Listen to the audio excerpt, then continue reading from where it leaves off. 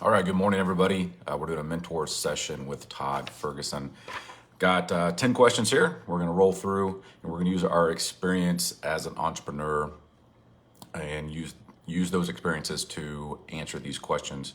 Super excited. We've got an event at Sean's in Franklin on the 26th. So I'll be there with my wife. So hopefully, if we haven't met, we can connect and chat then. So just going to roll through these and answer these. And again, if you guys have questions or they don't make sense, feel free just to send me a direct message on Facebook and we can chat. So the first question says, in your opinion, how important is it for me as a new entrepreneur to possess or learn sales skills in order to start and or begin growing my company? Well, sales are the backbone of almost every single company. Whether or not you're actively selling something, you're always selling yourself, you're selling your idea, you're selling your product. And so sales is just not a skill that you use to grow your business. It's also how you learn how to read people, how you learn how to communicate, how you learn about objections, whether that's in your business or in your personal life. And so in my opinion, sales are super important. Now, if you're not in a position to where you're actively selling a product, you can learn sales as you go, but sales are pretty much the backbone of every single company. And so it's super important, in my opinion, to learn some sales skills. And I know inside the portal, there's a bunch of good stuff inside of there. And then whenever you come to events, whether it's at Sean's house or whether you go to a sales seminar, you're always going to learn stuff. And so it's about communicating your ideas, your product, and also selling your team on a vision, selling your team on where you're going, how you're going to get there, and helping them believe in you. All right, second question says, how soon in my business should I start tracking numbers and tracking my numbers in software like QuickBooks? At what point do I hire a bookkeeper or just keep doing it myself?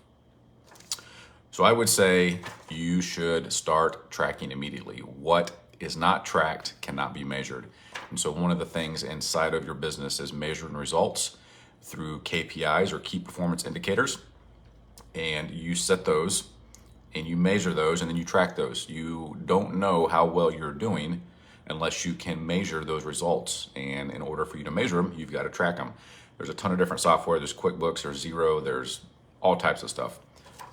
A simple Excel spreadsheet as you get started. But anytime that you're manually entering in more data than you should, then you need to look at software like QuickBooks that auto imports. And then the second question is what point do I hire a bookkeeper? Or do you just keep doing it yourself? A lot of people like to do things themselves, but to me, the money spent on a bookkeeper is well spent.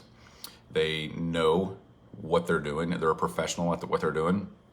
And so if you can allocate that time that you spend manually importing your stuff or doing your own books, if you can spend that on sales, you can spend that on team building, you can spend that on networking, to me, that means that personally, that's better spent time, or that's a better allocation of your time.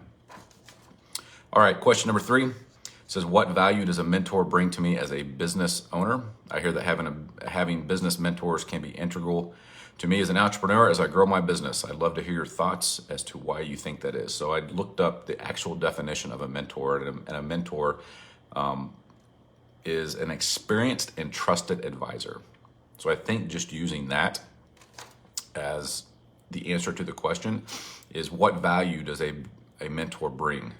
Well, they're experienced, they're trusted, they have knowledge, they have connections, they have just a wealth of information as they have gone through their journey that they can relate to you, they can let you know about. And so for me, it has been a very integral part. And so I've had Joel as a coach, as a mentor, Sean as well. I've done some stuff with Dan. And so anytime that you can have somebody on your bench or on your team, or however you want to look at it, that knows more than you, that has already done what you've done, that can help you identify roadblocks before they get there, that can help you say, have you thought about this? What about this? In my experience, this is what has happened. So anytime you can make more of a straight line to where you're going, as opposed to doing the up and down and all that kind of stuff, the quicker to success you can potentially get. And so that's what a mentor is to me anyway. So I look at probably the last 2 or 3 years and what we have accomplished, and I can see a direct correlation to the people that we have had as mentors. and people that have helped us grow. Those are the people that have experience. So for me, a mentor is worth their weight in gold. Number 4, if revenue for my business isn't quite making me enough money, do you think it's okay to have a side hustle or side job of some sort to keep money coming in while I'm building my revenue for my company? Most of us, I believe, that have started out as an entrepreneur, that was our side hustle. Most people don't say, hey, I'm just going to be an entrepreneur from the beginning. And so it is okay to have a side hustle to help support your journey as an entrepreneur. That being said, if there are activities that you can be doing that can increase sales, that can bring in more revenue, to me, that is more important than a side hustle. I understand that you've got to make money. You need capital to start your business, to keep your business going, but really look at the allocation of your time, what activities you're doing. So we just talked even about bookkeeping. So yes, you're going to have to hire that. That's going to be an expense or an investment if you want to look at it that way. But if you spend 4 hours a week doing your books, just as an example, if you were to make X amount of sales calls, if you were to visit X amount of potential prospects, if you were to copyright, do ad copy, whatever it is that creates money, that creates income, is that time better spent than bookkeeping or even working a part-time job?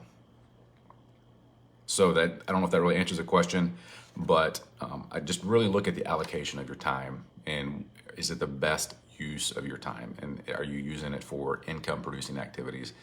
If you are, you're not doing a ton of admin work and you need a side hustle, I would say by all means do what you have to do to keep your business going and open, so that as your skills increase, as you start to hire mentors, as you start to outsource things, that there's not the downward trend, you're keeping the momentum going. So I would just, do whatever you need to do.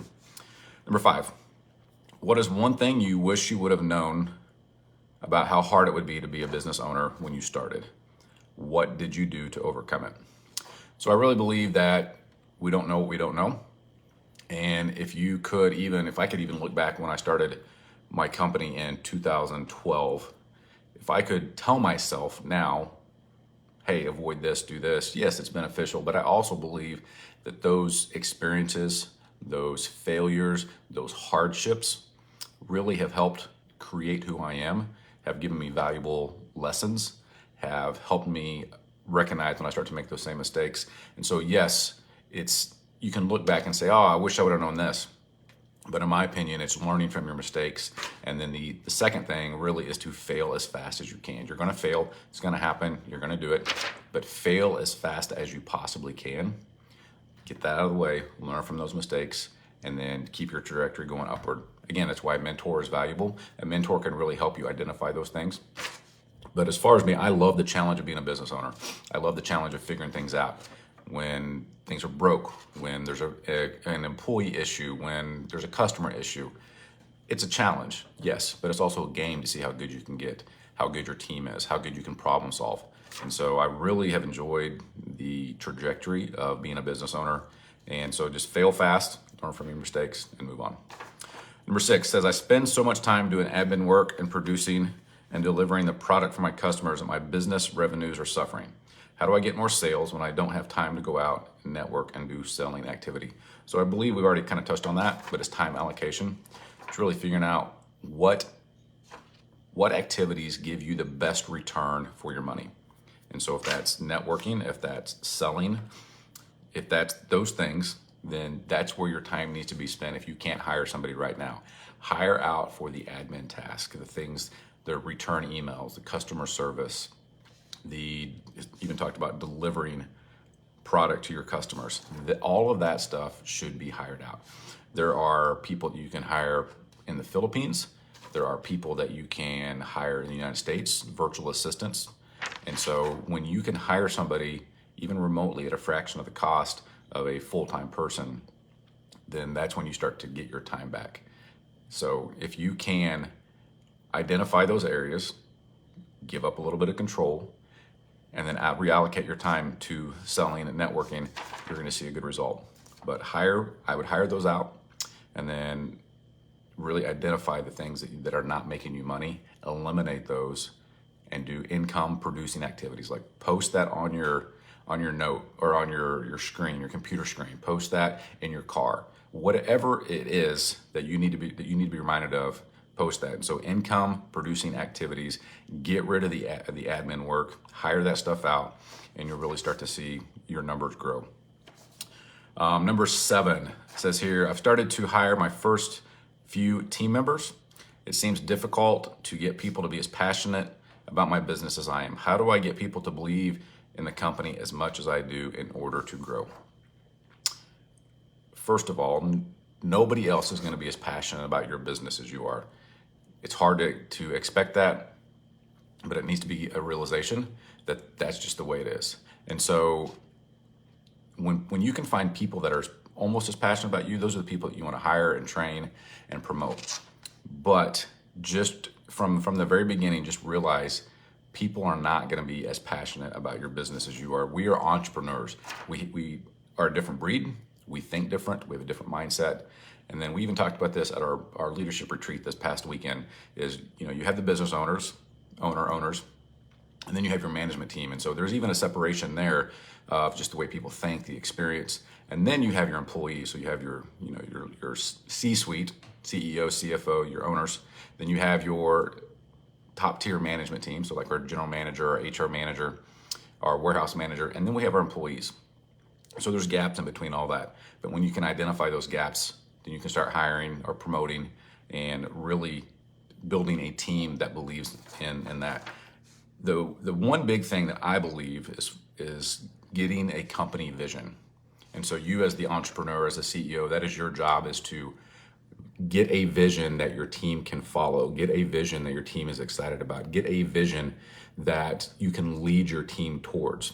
And you do that by communicating with your team, talking about the vision, having a mission statement, having core values. And so those things, make sure they align with your vision and your mission. And then you hire and you fire and you train based on your core values. So, we have 5 core values. We have a mission statement. We have a vision of where we're going. And we talked about that at our retreat. And so when you get your people to buy into your vision, they align with your core values, they exemplify your core values, you're going to build a team that has the same goal as you. They know you're going towards one goal, or you're going towards your mission. And then that's when your team really starts to click. That's when your team really starts to excel. That's when your team really starts to produce results without you there. Then you look back and you think, I wish I would have done this sooner. So one thing I know that we've got from being an AO is doing our mission statement and doing our core values. And yes, we tweak them kind of as we go. But when you can relay that to your team, when you can help them understand why you are doing this, then it becomes just more than a job to the right people. And then that is your job, or your team's job, whoever you put in charge of hiring, is to recruit and to find those people that want to be a part of something that's moving in the right direction, that's doing some amazing things. When you have a great team, it totally changes your business. All right, number 8 says, my team members keep coming to me for guidance on every single decision. How do I get them to start thinking for themselves and not having to come to me for every little thing? I've got so much to do and my mind is elsewhere. I just want them to do their job. How can I get them to make their own decisions? Oftentimes, when we're talking about a team member coming to you and not identifying the challenge, but just coming to you with the problem, a lot of time that starts with training, the amount of time that you spend with them. And so the easiest way to combat that is to have SOPs, standard operating procedures, for all of your things in your business: sales, marketing, customer service, the process, the way you take out the trash, all that kind of stuff. And so as you start to build that and you start to train and you start to empower them, then you'll see less and less questions. So the SOPs and the training, and then also, really foster a culture of don't just bring challenges or problems to me as the leader or the manager. Comes with some solutions. And so I saw this thing. One of my managers actually sent this to me the other day, and it was called the 1-3-1 principle. And so there's one challenge or one problem, whatever you want to look at it as. I need that person, or it's that person's job to come up with 3 viable solutions, 3 options on how to address that challenge, fix that challenge, whatever it is. And then out of those 3, you need to know how they researched it, why they researched it, what they come up with. And then out of those 3, you pick one solution. And then that gives you an opportunity to coach them and to train them on their decision making, but then empowering your team. I always do the best case, worst case scenario. So when somebody comes to me with the problem, it's like, oh, I didn't know how to handle this. So we just sit down and we say, all right, well, what's the worst case scenario? Like if you answer it this way or you do it this way, what's the worst case scenario? What's the best case scenario? And oftentimes they see that they just need to make a decision. Once they can start making decisions, then that gives you the opportunity to train them, learn about your training, and then also to coach them. And so when you identify people that can make decisions, and if you empower them to make decisions and you're not micromanaging them, but when you find those people, those are the people that can be, climb your ladder, can be in your leadership team. And so for us, we're gone a quarter to the third of the year, traveling, personal stuff, business stuff, but we have a team that we have empowered to make decisions. And if they don't make the right decision, then that's on us for not training them, potentially giving them scenarios to where decisions would come up that they need to make, but it really comes back to us. Extreme Ownership is a great book if you haven't read it. But Extreme Ownership is, talks about us as leaders and how usually when there's a challenge, it comes back to us. And so training would be the big thing. Number 9, how do I figure out how much I should pay myself, and how should I pay myself as I'm putting all my money back into the business? Do I pay myself just enough to pay back my own personal bills? Do I put myself on a steady salary? How do I know how much to invest back in the company? I really believe that every entrepreneur goes through this. And even now, we personally do not take a large salary. We take enough to live decent, but it's nothing crazy. If I showed you what my wife and I, who we both work in the business, if I showed you what we made last year, you would probably laugh. But even for us, we are still growing. And I believe as you are growing, whenever you take working capital out of your business, it really stunts your growth. I understand people often leave high-paying corporate jobs. They have this dream of being an entrepreneur. They take the leap, and then all of a sudden, you take that $4,000, $5,000, $6,000, $7,000 a month salary that you were making at your corporate job, and you feel like you need to pull that out of your business. Well, if you're generating $20,000, $30,000 a month in revenue, when you pull out $7,000 or $8,000, that's a large chunk and a large percentage. And so I would just encourage you to, if you're not at that point yet, if you're still working a full-time job, save as much money as you can, but take as little out as you need. Yes, it's easy to get caught up in the entrepreneurial lifestyle and TikTok and Instagram and Facebook and see people driving, $100,000 cars, living in $1 million, $2 million homes. Part of this is remembering why you started your business in the first place.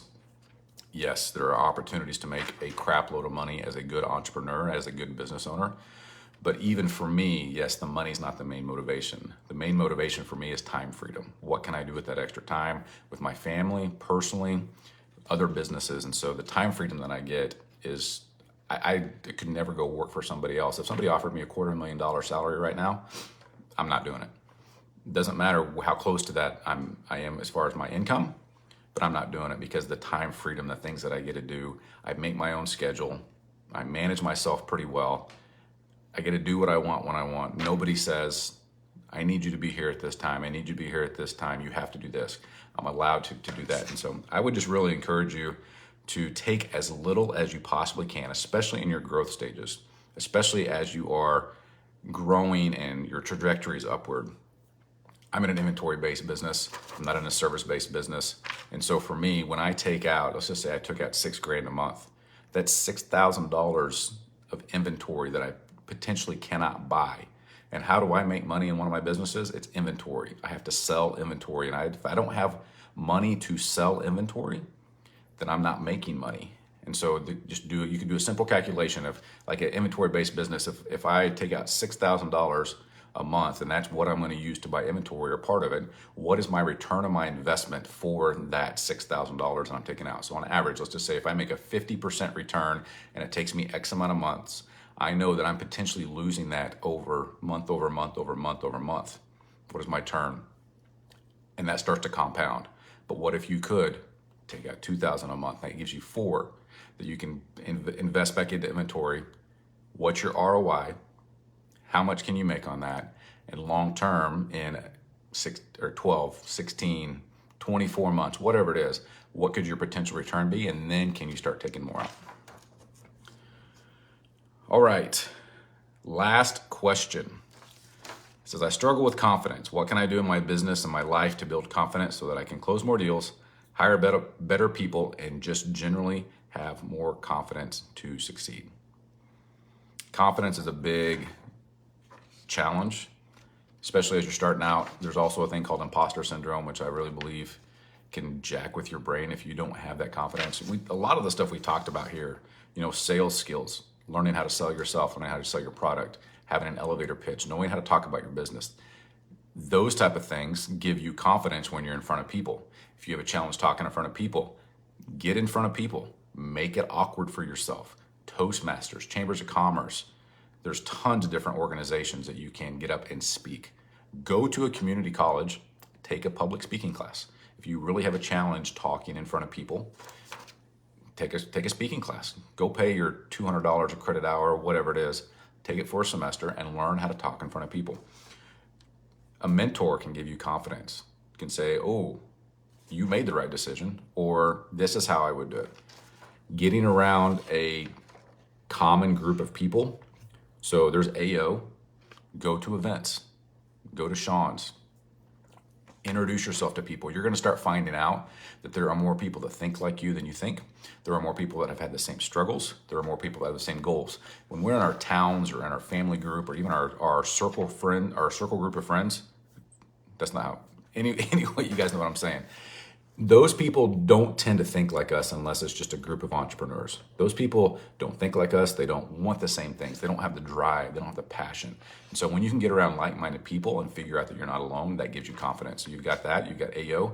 There's, like I said, there's an event, the 26th at Sean's, and I know he has some other ones scheduled. And then there's also a second tier of AO called AO Squared, which is a more intimate setting. So for me, I'm in one of the groups with AO Squared. We have a forum, we have communication, we are very open and honest with each other. I know that I have a group of 7 other people that are interested in my success, and I'm the same way. I'm very interested in their success, and so we're there for each other. We're there to help each other out. But the confidence thing, a lot of things, like how do we look? How do we walk? How do we talk? All of those things we can control.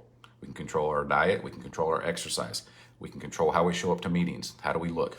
We can control how we communicate. All of those things are either skills that can be learned or things that we can control. And when we have confidence in ourselves, it gives us confidence when we're in front of people.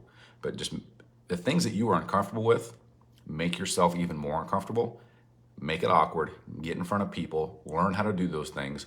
Learn how to acquire some skills. And then you will start to gain some confidence. All right, everybody, that's it. 10 questions. Hopefully some of those helped you guys. Again, if it didn't, or you have more questions, feel free to send me a direct message through Facebook Messenger. And I will see all of you that are going to the event on the 26th then. And you guys stay warm, and we'll talk to everybody soon. Thanks.